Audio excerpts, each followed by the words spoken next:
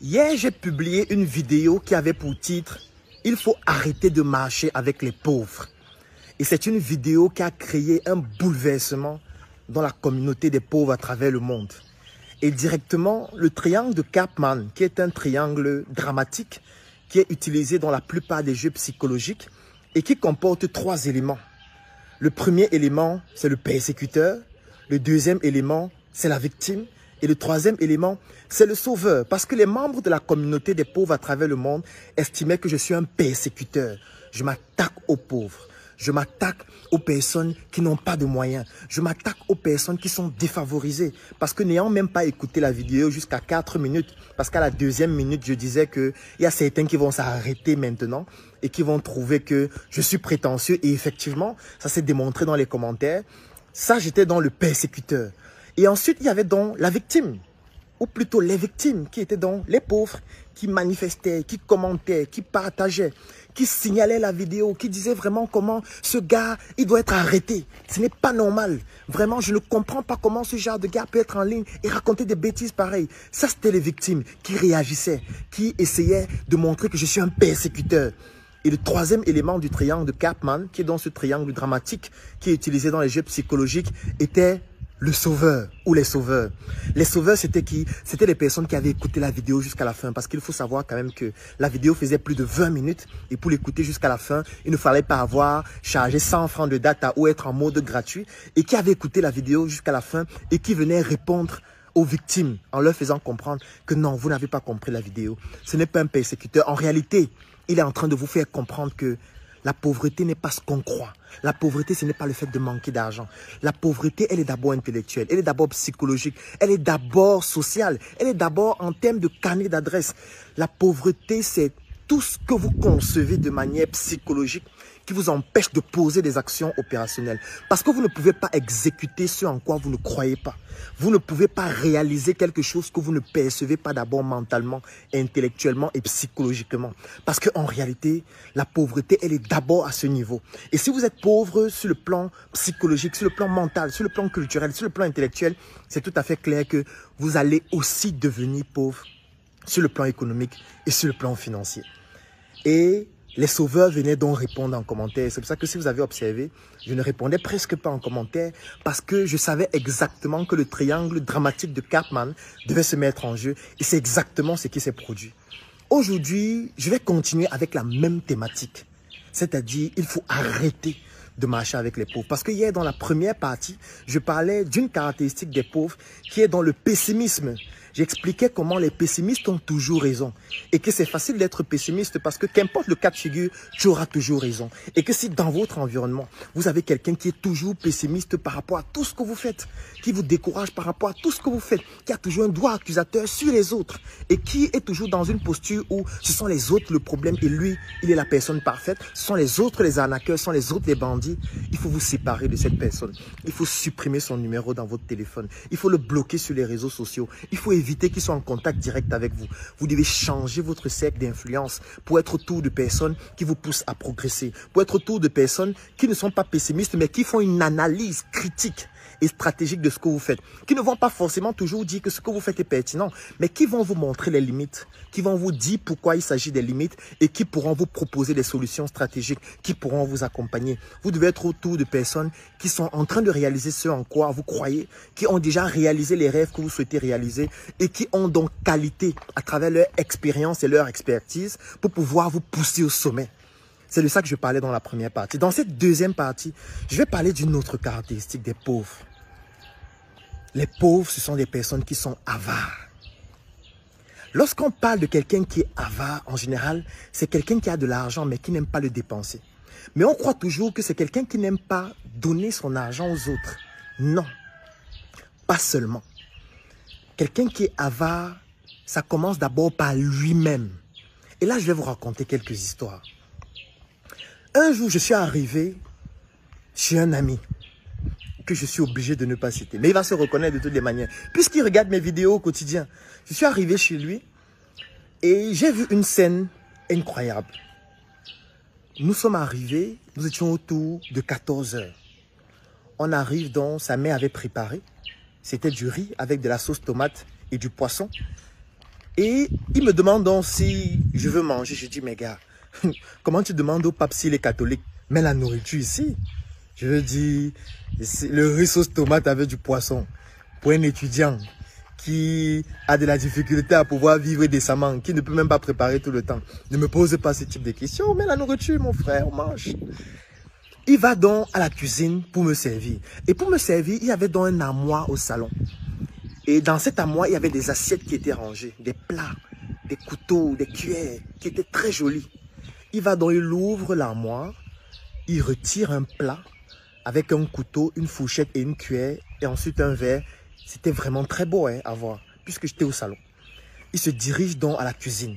Quand il arrive à la cuisine, il me sert donc, il vient avec le plat, il m'installe donc sur la table là, il ouvre le même armoire, il prend un protège-plat, il pose sur la table. Il me sert. Il prend un verre à eau, il pose devant moi, il met de l'eau à boire à l'intérieur. Lui aussi se sert et on commence à manger. Sa mère était dans la chambre. À un moment donné, sa mère est sortie et elle nous a vu manger. Et je pense que ça a tellement fait un boom dans son cœur qu'elle ne s'est pas retenue. Et elle lui a dit, pourquoi tu prends les plats des étrangers? Les plats qu'on utilise souvent pour les fêtes, pour manger aujourd'hui avec. Pourquoi tu fais ça? Tu n'as pas vu les plats en plastique qui sont à la cuisine? Et moi, ça m'a un peu tétanisé. Elle a vraiment crié sur lui pour lui dire, mais comment tu peux prendre les plats qu'on met là dans l'armoire pour manger pendant les fêtes, pour recevoir les personnalités, pour que tu manges avec ton ami avec. Tu n'as pas vu les plats qui sont à la cuisine? Change ça. Et le gars avait vraiment honte. Il a pris les plats. Il est parti à la cuisine. Moi, je me sentais vraiment mal. Je me dis, mais attends, moi, tout ce que je veux, c'est manger. Hein. Je n'ai pas demandé ces plats-là. Moi, mon frère, moi-même, avec les mains, je peux manger. S'il y a même une petite marmite là, vous mettez à l'intérieur, vous me donnez de l'eau pour laver les mains. Moi, c'est tranquille. Je n'ai pas besoin de ces plats, de ce verre à eau et tout ça. Il est donc allé, il a changé, il a pris des plats en plastique, il est revenu. Aujourd'hui, quand je repense à cette scène, je me rends compte à quel point parfois nous pouvons être avares vis-à-vis de nous-mêmes. Parce qu'il ne s'agit pas d'être avare vis-à-vis des autres seulement. Parce que nous sommes d'abord principalement avares vis-à-vis de nous-mêmes. Et ça, c'est l'une des caractéristiques de la pauvreté. La deuxième, parce que la première, c'est le pessimisme. La deuxième, c'est le fait d'être avare, l'avarice. Pourquoi? Parce que, imaginez-vous quelqu'un qui va au marché. Il achète des plats. Il achète des couteaux. Il achète des cuillères. Il rentre à la maison. Il classe ça dans un placard très joli au salon. Chaque semaine, on nettoie les plats, on nettoie les cuillères, on nettoie les fourchettes. Lui-même, il ne mange pas à l'intérieur. C'est-à-dire que lui-même, il mange dans les plats en plastique. Lui-même, il mange avec des cuillères et des fourchettes en plastique ou alors en aluminium. Mais c'est uniquement lorsque les grandes personnalités viennent. C'est uniquement lorsque c'est pendant les fêtes et qu'il y a des personnes d'une certaine autorité qui viennent à la maison qu'on ouvre le placard pour sortir les plats, pour manger à l'intérieur. Mais en fait, ce sont les étrangers qui mangent à l'intérieur. Nous-mêmes, on mange dans les vieux plats.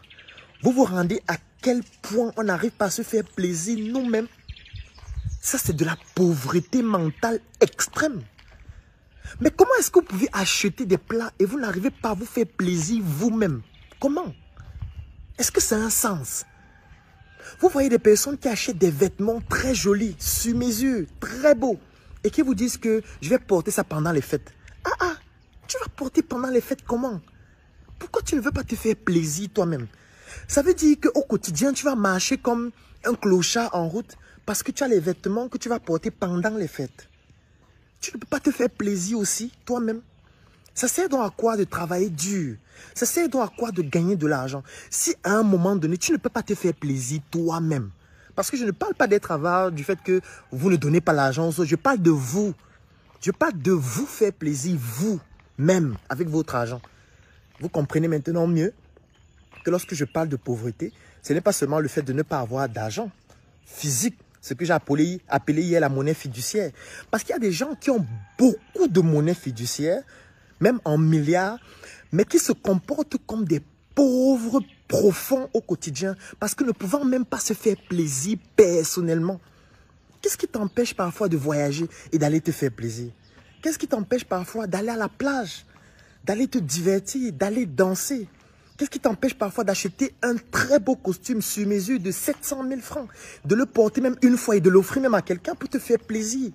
Qu'est-ce qui t'empêche d'aller dans un supermarché, d'acheter des chewing-gums de 5 000, 7 000, juste pour ne pas avoir cette barrière mentale que voilà, ça c'est pour les riches? Non, tu peux le faire même si c'est une fois par an. Qu'est-ce qui t'empêche parfois d'aller dans un restaurant, d'acheter un plat de nourriture à 15 000 francs, 20 000 francs? Tu manges, tu ne finis pas la nourriture, attention. Tu manges peut-être la moitié. Ensuite, tu appelles la serveuse, tu lui dis vraiment, je trouve qu'il y avait un peu trop de ketchup, c'était un peu trop salé. Mais bon, c'est pas grave, il faut améliorer le plat la prochaine fois. Et après, tu donnes un pourboire et tu t'en vas. Pas parce que tu as beaucoup, mais parce que tu veux débloquer des limites dans ton cerveau. Ça aussi, c'est la perception, c'est cette richesse intellectuelle, mentale qu'il faut développer. C'est de ça qu'il s'agit. Pourquoi est-ce que, pour nous faire plaisir nous-mêmes, c'est un problème? Et là, je m'adresse à toi qui es en train de regarder cette vidéo. Est-ce que tu te fais plaisir souvent? Ne pense pas que le travail, c'est seulement qu'il faut travailler dur, travailler dur. Oui, il faut travailler, effectivement. Mais il y a un moment où toi-même, tu dois te faire plaisir. Toi-même, tu dois essayer de savourer tes petites réussites. Tu ne dois pas seulement le faire pour les autres. Non, je ne parle même pas des autres, je parle de toi. Est-ce que quand tu gagnes ton argent, tu te récompenses toi-même? Est-ce que quand tu atteins un résultat, tu te récompenses toi-même? L'un des principes de base, par exemple, en intelligence financière, c'est le fait que quand vous gagnez de l'argent, vous devez d'abord vous payer vous-même. Parce que c'est vous qui avez réussi à produire cet argent. Comment vous payez tout le monde avant de penser à vous? Vous ne pouvez pas avoir un projet. Vous lancez une activité. Vous investissez 50 000 francs. Vous réussissez à produire, je vais prendre un exemple, 200 000 francs. Et vous prenez les 200 000, vous payez tout le monde, vous payez les fournisseurs, vous remboursez les dettes et tout. Avant que l'argent qui reste, vous vous dites, ok, je prends combien à l'intérieur? Non! Vous ne devez pas faire ça. Vous devez d'abord payer et récompenser la personne qui a permis de passer de 50 000 à 200 000. Cette personne, c'est vous. Vous devez d'abord vous faire plaisir. Vous devez d'abord épargner vous-même. Vous devez d'abord investir vous-même. Vous devez d'abord sécuriser vous-même une partie. Parce que si vous n'êtes plus là, le processus qui permet de passer de 50 000 à 200 000 ne pourra plus se faire. Et s'il ne peut plus se faire, même les autres ne pourront pas gagner. Ça veut dire que même les autres ont intérêt à ce que vous d'abord vous puissiez gagner vous-même. Parce que si vous ne vous récompensez pas vous-même, comment est-ce que vous faites? Votre cerveau aussi, à un moment donné, après avoir beaucoup travaillé, après avoir beaucoup réfléchi, vos mains, vos organes, votre corps, après avoir beaucoup donné, a besoin de se relaxer, a besoin de savoir que lorsqu'on atteint un palier, je me repose et je suis satisfait. Parce que mon corps bénéficie d'une satisfaction d'abord parce que je me récompense moi-même. Apprenez à vous récompenser vous-même par rapport à vos efforts, par rapport aux objectifs que vous atteignez. Parce que être avare, c'est aussi ça. C'est-à-dire d'avoir une mentalité qui consiste à seulement accumuler de l'argent, à seulement gagner de l'argent, à seulement remplir son compte bancaire. Mais au quotidien, on ne peut même pas acheter un téléphone de qualité. Mon frère, le téléphone te permet de mieux faire ton travail. Pourquoi tu ne t'achètes pas un bon téléphone? Tu gardes l'argent dans la banque, pourquoi? Alors que tu peux t'acheter un bon téléphone qui te permet de produire plus. Pourquoi tu le fais? Pourquoi tu continues de rester dans cette vieille voiture qui t'envoie au garage tout le temps, alors que tu as les moyens d'acheter une voiture de meilleure qualité? Pour te faire d'abord plaisir. Mais lorsque tu te fais plaisir, ça te permet aussi d'être plus productif. Pourquoi tu ne le fais pas? Pourquoi tu ne t'habilles pas bien? Pourquoi tu n'achètes pas des choses qui te valorisent? Des choses qui te font plaisir? Même si tu vas utiliser ça seulement une fois. Mais fais-le au moins. Même si c'est une fois, fais-le pour toi. Je ne te demande pas de partager ton argent aux gens. Je ne te demande pas de prendre ton argent et distribuer. Non. Je te demande de travailler, d'atteindre un objectif et dire à ton corps et à ton cerveau, merci pour ce que vous faites pour moi. Merci pour tous les efforts. Aujourd'hui, on va se récompenser nous-mêmes. Même si vous partez seul, n'invitez même pas les gens. Parce que je ne suis pas en train de dire que vous devez organiser les charters, distribuer la boisson aux gens. Si vous ne voulez pas le faire, ne le faites pas. Ce n'est pas obligatoire. Allez vous-même seul, vous faire plaisir. Moi, ça m'arrive parfois d'aller dans un restaurant très huppé. J'entre dans le restaurant, je prends la carte. Je commande un plat qui coûte excessivement cher. Le plat peut coûter même 45 000 francs. Je suis seul. J'arrive au restaurant, je commande un plat qui coûte 45 000. Je mange le plat jusqu'à peut-être les 3/4. Je laisse le reste. Je laisse un pourboire, je m'en vais. Ce n'est pas parce que j'ai beaucoup d'argent. Non. Ce n'est pas parce que je veux montrer que je pars aussi dans les restaurants, non. Ça ne me sert à rien. Je n'ai pas besoin d'aller là-bas faire les selfies et publier partout pour dire que j'étais dans tel restaurant. Je ne fais pas pour les autres. Je ne vis pas pour les autres. Je le fais pour me récompenser et pour apprécier moi-même le travail que je fais. Parce que beaucoup de personnes travaillent pour que les autres les félicitent. Moi, je n'attends pas que les autres me félicitent. Je me félicite moi-même. C'est ça aussi, travailler sur la richesse mentale, la richesse psychologique, la richesse intellectuelle, la richesse culturelle. Parce qu'il faut développer des éléments qui vous permettent de vous faire plaisir vous-même. Pourquoi vous ne le faites pas? Il ne faut pas avoir une fausse humilité qui consiste à se dire non, vraiment, voilà, quand tu travailles, tu dois être caché. Parce qu'il y a quelqu'un qui disait que l'argent, c'est comme les oiseaux. Lorsque tu fais des bruits, ça s'envole. Pour vivre heureux, vivons cachés. Ah bon? Pour vivre heureux, vivons cachés. Pour vivre riche, ou alors pour être riche, il faut être caché. Jeff Bezos est caché. Quand vous voyez Jeff Bezos, vous trouvez qu'il est caché. Quand vous voyez Bill Gates, il est caché. Quand vous voyez Mark Zuckerberg, vous trouvez qu'il est caché. Quand vous voyez Dangote, vous trouvez qu'il est caché. Il faut arrêter avec des proverbes qui ne correspondent qu'à certains contextes ou qui ne correspondent qu'à vos limites mentales. Il ne faut pas généraliser des choses qui ne correspondent qu'à vous. Il y a des gens qui sont heureux, qui ne sont pas cachés, qui gagnent beaucoup d'argent, qui sont fiers de se faire plaisir. Il y en a des millions de personnes comme ça. Il n'y a pas une seule manière d'être heureux. Il n'y a pas une seule manière d'être riche. On peut se récompenser. Et moi, j'aime souvent prendre un exemple. Parfois, vous allez voir des artistes qui vont communiquer sur leur richesse. On va dire, Kanye West vient d'acheter une dernière voiture qui est sortie seulement en 2 éditions. Et elle coûte $1 million. Quand c'est ça, quand c'est Kanye West, il n'y a pas de problème. Hein. On dit, waouh, Kanye West, waouh, il est riche. Hein. Magnifique. Jay-Z vient d'acheter un nouveau yacht. Waouh, Jay-Z, aïe, aïe, aïe, mince, Jay-Z fait des choses extraordinaires. Dangote est allé dans son compte, il a retiré les millions de dollars juste pour se rassurer qu'il est vraiment riche. Waouh, Dangote, oh putain, ce gars vraiment, il est riche. Hein? Mais quand c'est dans votre environnement immédiat, vous dites qu'il faut rester caché. Non, il faut avoir peur des vampires. Quand tu fais ça, les gens vont venir te manger. Quand tu fais ça, la richesse va partir. Ah bon? La richesse va partir. Les autres installent leur puissance à travers leurs médias qui font de la propagande. Les autres installent leur puissance à travers Internet, à travers leurs réseaux sociaux. Ils nous transmettent des informations, même à travers le cinéma, qui montrent qu'ils sont puissants. Et nous, on dit qu'il faut rester caché. Vous voyez la médiocrité, vous voyez la pauvreté mentale. C'est de ça qu'il s'agit. À un moment donné, il faut qu'on arrête l'hypocrisie et la fausse humilité. Non. Il faut qu'on arrête. Se faire plaisir, ce n'est pas manquer d'humilité. Se faire plaisir par rapport à un résultat qu'on a atteint en bénéficiant ou en achetant quelque chose pour se faire plaisir, ce n'est pas manquer d'humilité. C'est se faire plaisir. Sauf que chacun se fait plaisir en fonction de ses moyens. Quelqu'un peut se faire plaisir en achetant, par exemple, une nouvelle chaussure qui coûte 5 000 francs. Parce qu'il ne gagne pas assez d'argent et pour lui 5 000 francs c'est quelque chose d'extraordinaire qu'il ne peut faire qu'une seule fois par an. C'est une manière de se faire plaisir. Oui, il se fait plaisir en fonction de son niveau. Un autre va se faire plaisir en achetant un jet privé. C'est aussi en fonction de son niveau. Je ne vous demande pas de vous faire plaisir en allant voler. Non. Je vous demande de gagner de l'argent, de prendre une partie de l'argent que vous avez gagné. En prenant en considération que pour le gagner, il faut travailler. Pour le gagner, il faut réfléchir. Pour le gagner, il faut mettre sur pied des systèmes. Ça veut dire que vous avez eu à mettre sur pied des efforts qui vous ont permis de gagner. Et quand vous avez gagné, il faut vous récompenser. Ne soyez pas avare envers vous-même. Ça, c'est de la pauvreté. Et si vous avez quelqu'un dans votre environnement qui est avare envers lui-même, il faut l'éviter. Parce que c'est quelqu'un qui ne pourra même pas investir pour être plus intelligent. C'est quelqu'un qui ne pourra même pas acheter un livre pour lire, pour se cultiver. C'est quelqu'un qui ne va même pas vouloir aller assister une conférence, à une formation. Il va passer le temps à dire non, les conférences là, c'est les bandits. Ils apprennent quoi? Ils connaissent quoi? Ça, c'est les arnaqueurs. Oui, c'est ce type de personne. Avare envers elle-même. Parce que ce qu'il faut savoir, c'est que vous pouvez ne pas aimer quelqu'un, mais apprendre de cette personne. On n'a pas besoin de s'aimer pour être intelligent ensemble. Je n'ai pas besoin d'aimer quelqu'un pour bénéficier de son savoir. Si je me rends compte qu'il a un savoir qui m'intéresse, je vais payer pour l'avoir. Je n'ai pas besoin que nous soyons des amis.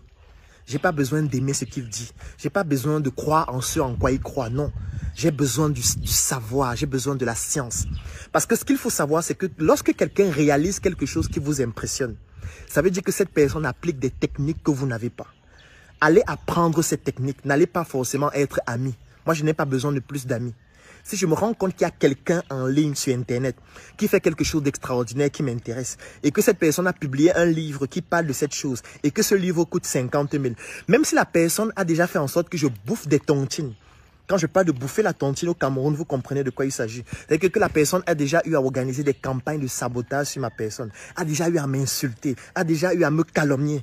Même si la personne a déjà eu à faire ça, si je me rends compte que la personne fait quelque chose de pertinent, réalise des choses incroyables, ou alors a produit un contenu scientifique pertinent, je vais l'acheter. Si c'est un livre, je vais acheter. Si c'est une formation, je vais l'acheter. J'ai déjà eu à acheter des livres, des formations, des contenus de plusieurs personnes avec qui nous ne sommes pas amis. Je n'ai pas besoin de plus d'amis. J'ai besoin de plus de connaissances et de savoir. Et pour avoir le savoir de quelqu'un, on n'a pas besoin d'être des copains. On n'a pas besoin de marcher ensemble chaque jour. Parce que la science a quelque chose de magnifique. C'est que la science, elle est universelle, surtout lorsqu'elle est belle. Surtout lorsqu'elle est lorsqu'elle est pointue. Arrêtez de chercher des amis. Cherchez la connaissance, cherchez le savoir, cherchez toute chose qui va vous permettre de vous améliorer. Parce que quand vous vous améliorez, vous augmentez aussi votre compétence, votre savoir-faire, j'ai envie de dire, votre connaissance, votre perception de vous-même. Et quand vous améliorez votre perception de vous-même, vous devenez quelqu'un de riche mentalement. Et quelqu'un de riche mentalement va forcément l'être économiquement et de manière, avec de la monnaie fiduciaire, s'il sait exactement ce qu'il veut et s'il sait se récompenser. Autre chose à retenir, c'est que votre cerveau ne comprend pas la négation. Je vais être plus précis. Votre inconscient ne comprend pas la négation. Et c'est sur ce procédé neurophysiologique qu'on se base pour manipuler beaucoup de personnes qui sont pauvres. Quand je dis que votre cerveau ne comprend pas la négation, ou votre inconscient ne comprend pas la négation, qu'est-ce que ça signifie? Si vous avez un enfant à la maison qui passe son temps à courir dans la cour et vous avez peur par exemple qu'il tombe et qu'il se blesse et vous passez le temps à lui dire ne cours plus, ne cours plus.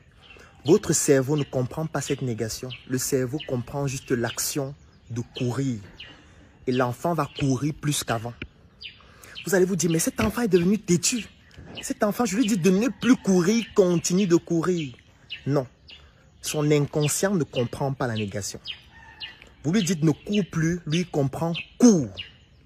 Vous lui dites ne jette plus les nappes au sol, il comprend jette et nappe. Vous lui dites ne regarde plus la télévision tard, il comprend télévision et tard, qu'il faut continuer de regarder. Vous lui dites ne marche plus avec tel, il va continuer de marcher avec cette personne parce que son inconscient ne comprend pas la négation. Au lieu de dire aux gens ce qu'ils ne doivent pas faire, dites-leur ce qu'il faut faire. Changez la négation par une locution qui est positive. Au lieu de dire ne cours plus, dites-lui par exemple marche lentement. Le cerveau va mieux comprendre marche lentement sur le plan de l'action de marcher lentement au lieu de ne cours plus où le cerveau va comprendre cours. Quand j'ai fini de dire ça, vous comprenez donc que en ce qui concerne la pauvreté, on l'utilise pour manipuler. Vous imaginez le nombre d'associations qui luttent contre la pauvreté, qui luttent contre la malnutrition, qui luttent contre la Covid, qui luttent contre le sida, qui luttent contre les violences faites aux femmes. Quand vous dites que vous luttez contre la pauvreté, vous amplifiez la pauvreté. C'est de ça qu'il s'agit. Parce que vous utilisez la négation que le cerveau, ou plutôt plus spécifiquement l'inconscient, ne comprend pas. C'est la même chose avec l'homosexualité. Lorsqu'on dit qu'on lutte contre l'homosexualité, ça s'amplifie. Vous vous imaginez si on doit organiser 5 émissions par semaine, dont le thème c'est lutte contre l'homosexualité, où quelqu'un va venir vous dire, et ça c'est de la manipulation, suivez bien ce que je vais dire tout de suite. Quelqu'un va vous dire, vraiment, l'homosexualité est dangereuse. Nous sommes conscients de cela. Il faut lutter contre l'homosexualité parce que c'est quelque chose d'inhumain. Les homosexuels ne doivent pas se défendre dans notre pays parce que nous sommes dans un pays de droit où on ne peut pas laisser un homosexuel faire ce qu'il veut. Vous voyez ce qui vient de se passer? Ça veut dire qu'en moins de 5 minutes, la personne a déjà prononcé le mot homosexuel 4 fois. Et vous pensez que votre inconscient lui retient quoi? Il retient qu'il faut lutter contre ça. Il retient ce mot 4 fois. Et je vous ai parlé de ça dans une vidéo où je parlais de la mémoire. Je vous ai dit que pour pouvoir faire en sorte que la mémoire reste longtemps dans votre cerveau, il y a un élément fondamental qui s'appelle les alliages spécifiques, qui sont donc des connexions de neurones qu'on appelle des synapses, qui se lient avec les organes de sens et qui permettent de retenir une information pendant longtemps. Je vous ai fait comprendre que pour retenir une information pendant longtemps, il y a 2 éléments qu'on utilise. Il y a la charge émotionnelle. C'est pour ça que quand il y a de fortes émotions liées à un événement, vous n'oubliez pas l'événement. Et la deuxième chose, il y a ce qu'on appelle la consolidation. La consolidation, elle peut être consciente, c'est-à-dire la répétition, ou elle peut être inconsciente, c'est-à-dire pendant votre sommeil. Et la personne qui est en train de parler de l'homosexualité prononce le mot plus de 4 fois là. Qu'est-ce qu'il vient de faire? Il vient de faire une consolidation consciente dans votre cerveau de ce mot qui va se consolider et qui va structurer vos neurones, qui va consolider vos neurones et vous pousser à retenir ça pendant plus longtemps sans la négation cette fois parce que l'inconscient ne comprend pas la négation. Vous vous imaginez quelqu'un qui à longueur de journée dit « On doit lutter contre la pauvreté, il faut que la pauvreté s'arrête, on doit lutter contre la pauvreté. » Non! Au lieu de lutter contre la pauvreté, montrez-nous comment gagner de l'argent. Faites une émission où vous dites comment gagner de l'argent, comment saisir les opportunités dans le domaine de l'immobilier, dans le domaine du droit, dans le domaine de la cosmétique. Vous connaissez une chaîne de télé qui apprend à gagner de l'argent? Vous connaissez une chaîne de télé durant laquelle il y a des émissions à longueur de journée où des experts viennent vous dire « Moi, j'ai gagné de l'argent dans la friperie. Voilà comment j'ai fait. Voilà comment vous pouvez faire. Voilà le budget à mettre en place. » Qui vous montre les techniques pour le faire. Non, on va parler de la pauvreté. On va parler de comment sortir de la pauvreté. On va parler des budgets à mettre en œuvre pour sortir l'Afrique de la pauvreté. Parce qu'on sait qu'en réalité, ça l'amplifie. C'est un discours manipulateur qui est fait exprès pour amplifier des phénomènes. Et nous ne devons pas tomber dans ce piège-là. Nous ne devons pas tomber dans ce piège. Il faut que ça change. Je vais terminer cette vidéo qui est déjà à 27 minutes avec une histoire d'un père qui avait 3 enfants. Et à ces 3 enfants, il donnait de l'argent chaque semaine. Au premier enfant, il donnait 5 000 francs par semaine. Au deuxième enfant, il donnait aussi 5 000 francs par semaine. Et au troisième enfant, il donnait toujours 5 000 francs par semaine. Et quand il donnait cet argent, il leur disait, c'est votre argent de beignet de la semaine, c'est-à-dire hebdomadaire. Il donnait ça chaque dimanche. Et le dimanche qui suivait, il renouvelait l'argent. Le premier, qu'est-ce qu'il a fait de ces 5 000? Il a pris ces 5 000, il allait mettre dans une caisse pour épargner. Et chaque jour, il partait à l'école à pied. Il essayait de commander de l'argent aux gens ou alors commander des pains. Il entrait dans les jeux arrache pour arracher le pain des gens, arracher les sucettes des gens parce qu'il savait qu'il a épargné ces 5 000 francs. Le deuxième, lui, il utilisait ces 5 000 normalement, c'est-à-dire il prenait ces 5 000, il part, il dépense, il achète ce qu'il faut, il paye pour son taxi, sa moto, etc. Il part à l'école. Et le troisième a pris ces 5 000 francs. Il se dit, papa peut mourir. Papa peut ne plus avoir l'argent la semaine prochaine pour payer mes études. Il faut que je trouve un moyen pour fructifier les 5 000-ci, de telle sorte que même s'il ne me donne plus, que je puisse continuer de gagner. Il a pris ces 5 000 francs. Il a allé acheter des arachides. Il est rentré à la maison avec les arachides qu'il a achetés et du sucre. Il a fait des arachides grillés. Il a fait des caramels. Il les a emballés. Et quand il partait à l'école, il vendait les arachides et les caramels à ses camarades de classe. Il vendait dans l'établissement. Il utilisait d'autres de ses camarades pour vendre. Et quand il vendait, ils avaient des commissions. C'est comme ça qu'au fur et à mesure, il fructifiait son argent. À la fin de la semaine, bien évidemment, le dimanche, chacun repartait prendre ses 5 000. L'autre gardait toujours 5 000 dans la caisse. L'autre dépensait normalement comme papa a dit de dépenser. Et l'autre continuait de fructifier son argent. Après 6 mois, celui qui fructifiait son argent est venu voir son père. Il lui a dit, papa, je ne veux plus que tu me donnes l'argent. Garde ça pour gérer autre chose. Je vois que ce n'est pas facile sur toi. Je vois que même gérer la maison, maman et tous les autres, ce n'est pas évident. Moi, considère que je ne suis plus une charge. J'ai réussi à fructifier cet argent et je peux maintenant m'en sortir moi-même.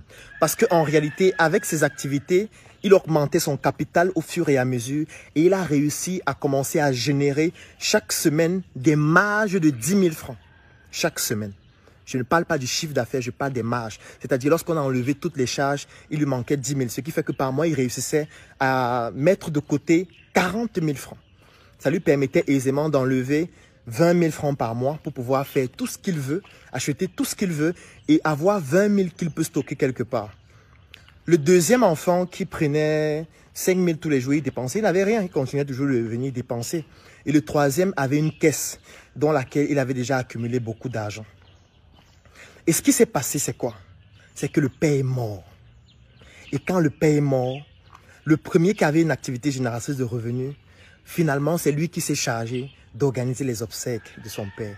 Il a réussi à financer tout ce qu'il fallait. Le deuxième était devenu le tinda de la maison parce qu'il n'avait plus rien. Tout l'argent qu'on lui donnait, il dépensait, il dépensait, il dépensait.